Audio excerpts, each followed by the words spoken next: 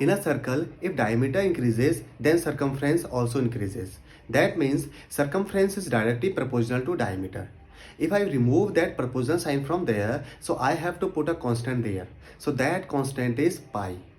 If I want to calculate the value of pi, so I have to divide the circumference by the diameter. Then I will get the value of pi. So today is Pi Day. Why this day is celebrated on 14th of March every year? The reason is hidden in its decimal value. The decimal value of pi is 3.14159. So first three digits of pi is 3.14. 3 refers the month, that is third month, that is March, and 14 refers the day, that is 14th. And last three digits of pi represents the timings, that is 159. So every year of 14th of March at 1.59 pm, the pi day is celebrated. The fractional value of pi is 22 upon 7. 7 represents the month, that is 7th month, that is July, and 22 represents the day, that is 22nd day of July. So 22nd day of July every year pi approximation day is celebrated. And pi day is also observed as International Day of Mathematics. So behind that we have one reason. The father of mathematics is Archimedes. And Archimedes was the first person who discovered the fractional value of pi, that is 22 upon 7.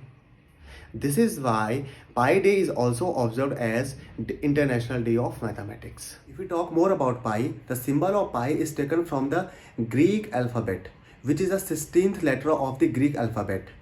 In Greek language, the perimeter is called periphery.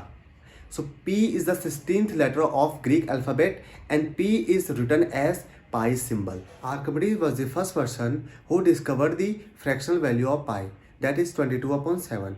But pi is a rational number which cannot be expressed as a fraction.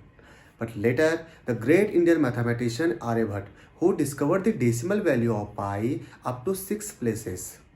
So Aryabhat told that the pi is a rational number which is non-terminating and non-repeating.